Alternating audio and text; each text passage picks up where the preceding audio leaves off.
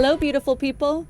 Nina Pearl here with Moss Music Television. Today we're shooting our first behind the scenes episode, so we're going to take you with us as we catch up with our good friend and collaborator, Astral Violet.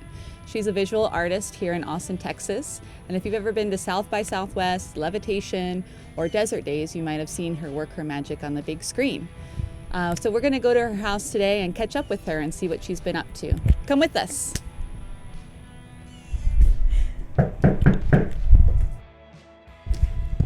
Hey guys, welcome to my tomb. Come on in. You're welcome. Hey Sydney, thanks for having us. Of course. You have an awesome space here. There's a lot to go through. So Yes, why don't you there's tell us a a little lot to bit look about your space here? This is my makeshift VHS dungeon, I like to call it. I live in a weird house where the kitchen's upstairs, so you walk into this entryway. So yeah, how long have you been collecting VHS for? Oh man, probably since 2015-ish. I've had... You've managed to get a lot in that span of time. I have over 500 at least on display. Like, not counting the ones I have in bins in the back and other places. But, yeah, when I moved in, this room was basically just storage. So I kind of, I have a lot of shit and I'm crazy, so I kind of made it into a mini studio, area I guess. That, I fill with TVs and weird artifacts. So do you play with, do these all work? They do all work. These are some of the ones I use primarily for TV installations that I have done around town. Nice. Like Saturnalia, Levitation, you see me stuff on TVs. Yeah, you do the all over the TV place. installations a lot. I've seen those. Yeah, so I have over about 30 CRTs currently. Nice. I think I haven't counted in a minute. Functional ones at least. Some of them don't work. Yeah. Well, it seems like you collect a lot of stuff. Yes. What are some of your favorite things in this room? In this room, some of my favorite things are probably this Trip to the Moon sculpture, I which saw I that. really love. Most everything in my house is thrifted. That was a I think I got that from Austin Pets Alive thrift, and it was on the really? wall. Yeah, and it's like nice heavy concrete. And I was like, Yeah. I like that. Yes. I feel like any visual artist Yes. loves that reference. Yeah, so and I also have, it's very fitting for this room.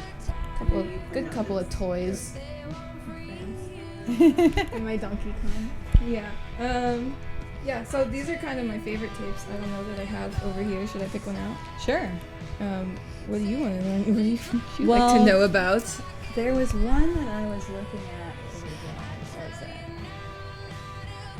Well, of course we have the classic Reefer Madness. Reefer Of Madness. course. Interesting.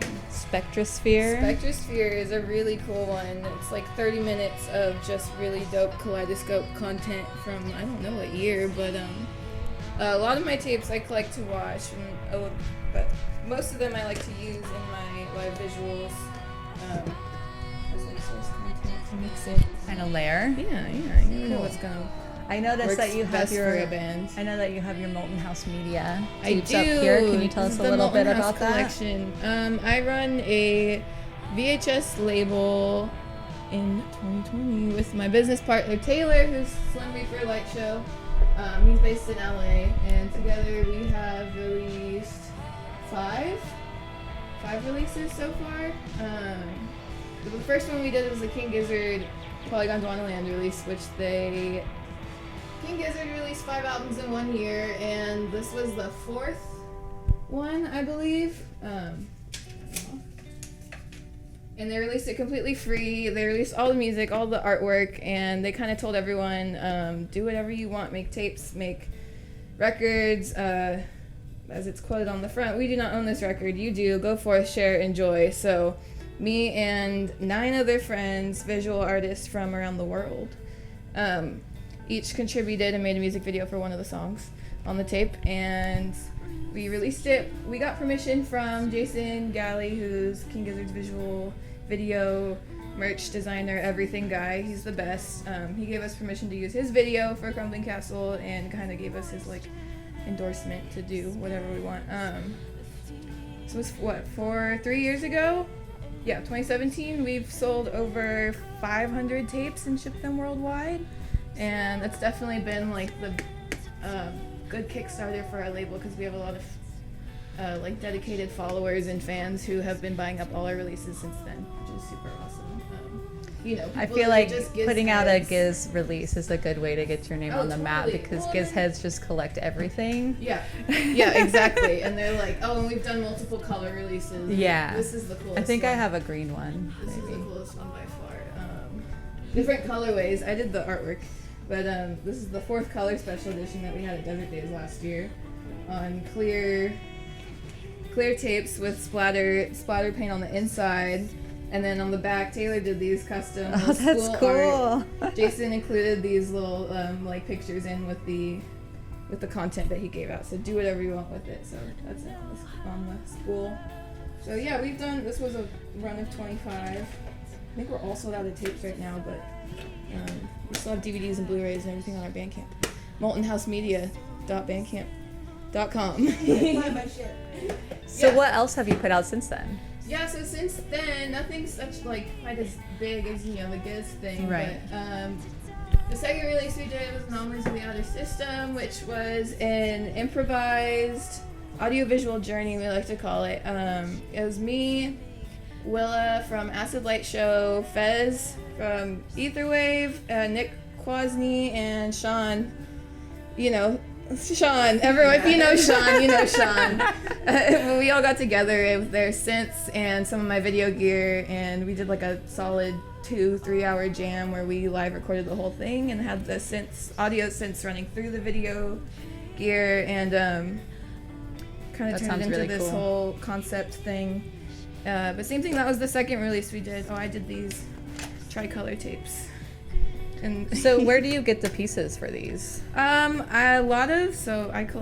buy up all color tapes. Of Yeah, all so do you kinds. take them apart and use Yeah, that I as have the shell? to take them apart and like we'll swap and stick them all together. Like yellows are usually like Bob the Builder tapes. These red tapes are awesome. Taylor got these from somewhere in LA or maybe on eBay. I don't know. They were dead stock. And they all came from a porn company, and they say Channel 69 video on the side, which is probably the best part about these. And half of them were blank. The other half had like some raunchy shit on them. But I think Taylor still has some of those. I think I have one somewhere. The third release we did is the Damn Fine VHS, which is all Twin Peaks themed. Nice. Trish from The Nothing Song, she hosted this Damn Fine Music Fest at Chirp Charlie's. I think they did it 2 years. This was in 2018, where they had 5 bands, like super groups, kind of come in and jam, and it's mostly improvised. I think they might have rehearsed, but music based on like one of the characters from Twin Peaks. And they brought in 5 different visual artists to also like accompany the live music. So, and I was involved, and I figured that was as good an opportunity as any to release a little limited VHS. So yeah, there's 5 different artists. It's local artists, Astral Visions, Drip Cuts, a couple, who else? Hyperreal Film Club, me, and this photographer, Raphael Oomshed. And this was one I did myself too. So on whites. Nice. Yeah, you guys have a website? We have a Bandcamp, which is our primary website. We are on Instagram at Molten House Media, and yeah, the Bandcamp. Cool. Which is moltenhousemedia.bandcamp.com. Awesome. Yes. Cool. So you want to take a quick walk through the rest of the house? Sure. I'm assuming, I know you have roommates, but I'm assuming this is all you. Yeah, when I moved in, there was really not much art-wise going on in here. The stairwell was completely empty. This has kind of been my COVID quarantine project, is decorating up the Filling all the stairs. empty spaces. Yes, with other rare media and whatnot. And Metropolis, little thing.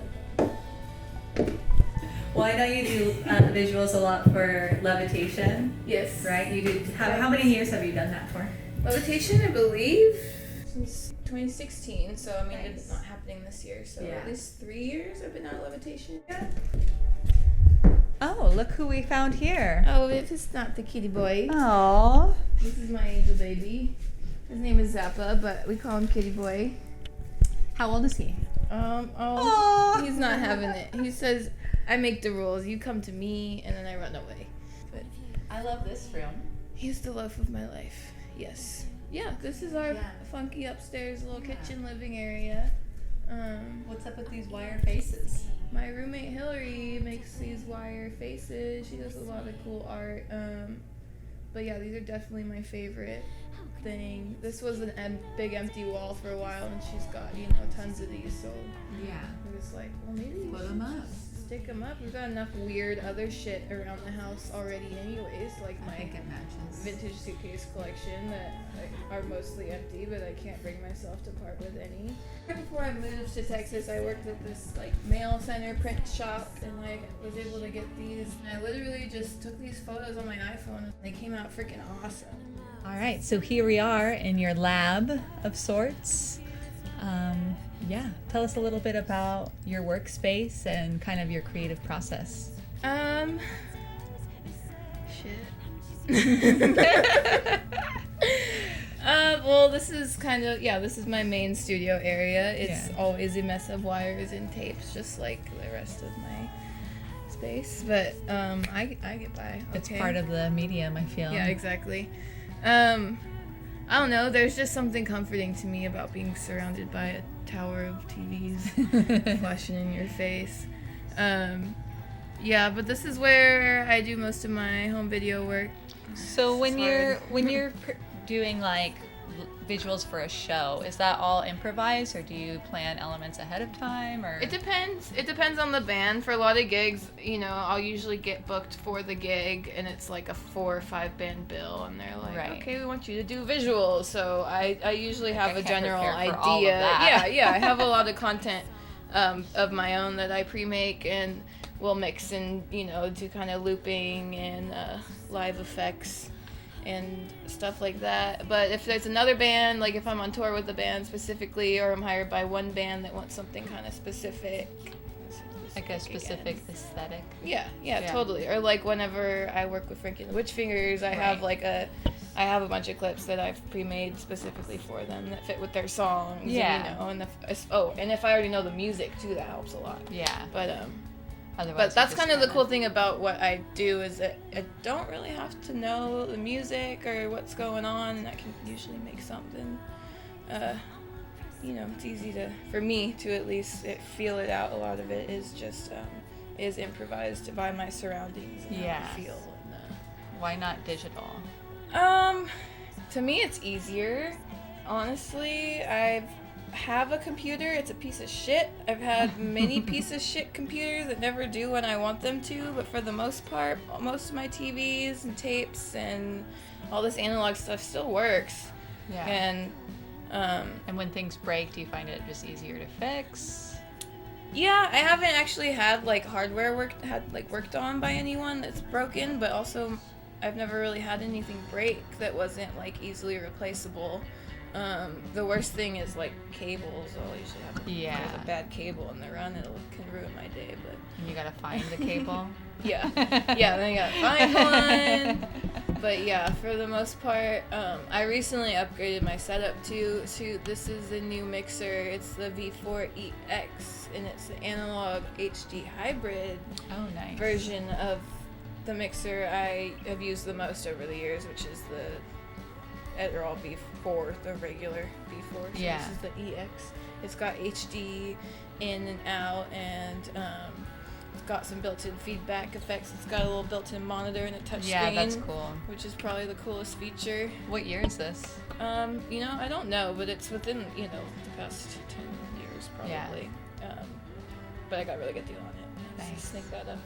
Yeah, and then I have been going a little bit into the digital realm lately with this. I can plug directly into a computer and capture straight to a digital device versus having to use all kinds of adapters and up-res the analog to HD, and it can cause problems. For a long time I would just film, or I still do, and I still like the way it looks. I'll film my TVs a nice little close-up of the screen. Because I like the textures and the look it gives. Kind of the feedback. Yeah, these are my favorite TVs by far. They're old Commodore video monitors from their old Commodore computers systems.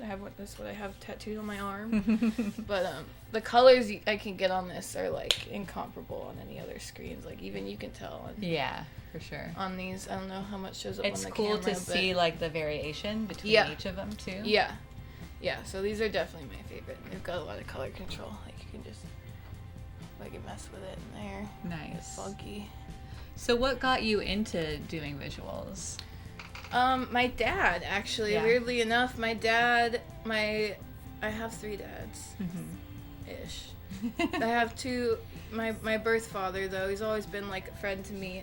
But he's been a musician his whole life, and then kind of maybe a year before. So I'm trying to think when I actually started doing this. I think it was 2016 or 2015-ish.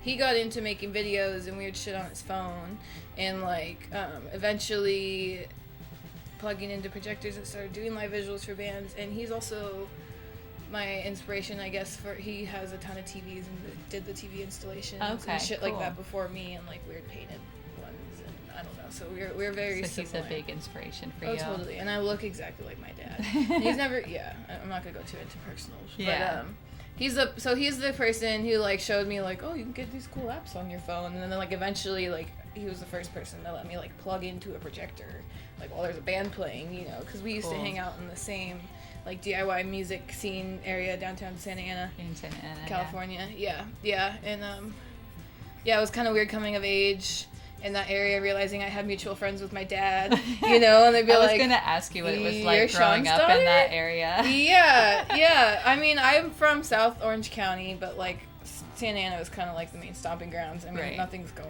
on in South Orange County. But, yeah, my dad's always been kind of a weirdo wanderer type. Funny story. I guess I can tell. You can cut it out if you don't have to. But when I did realize that I had a lot of mutual friends with my dad, and they'd be like, "Oh, your dad's Sean?" They're like, "He sells me mushrooms." Like, fucking small world. And I'm like, "Oh, okay." So that's why I have all these connections with my dad. He's fucking their drug dealer. But yeah, that's hilarious. He's cool. He's crazy in his own right. But I love him, and I wouldn't be doing any of this without him. So yeah, it's pretty neat. That's really cool. What was like one of the first pieces of gear that you got?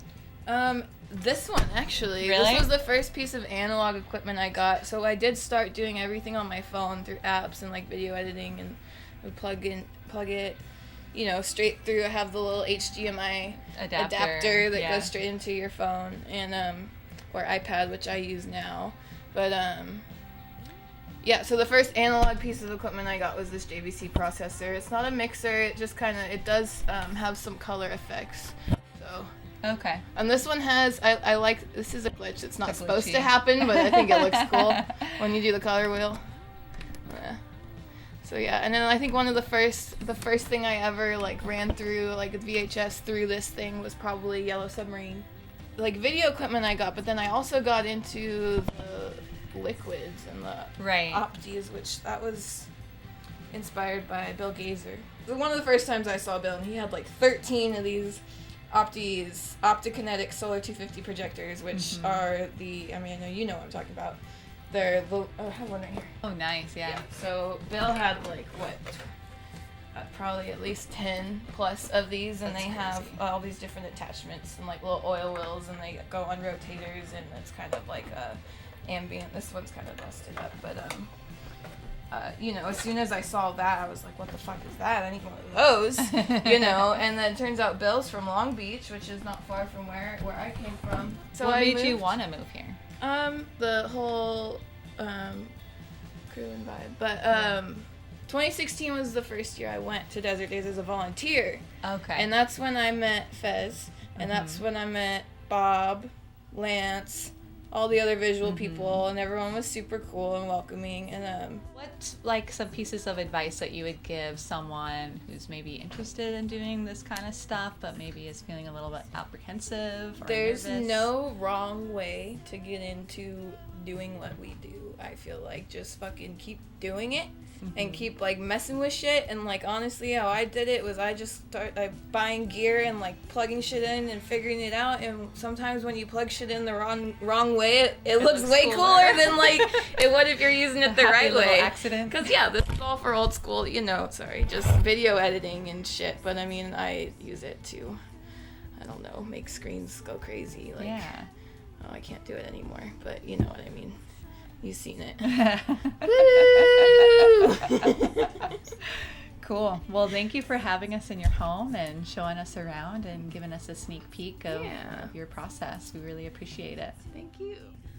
All right. Well, I guess that wraps it up. I'm Nina. I'm Sydney, aka Squid, aka Astral Violet. And you're watching Moss Music TV. Yay. Thanks for tuning in.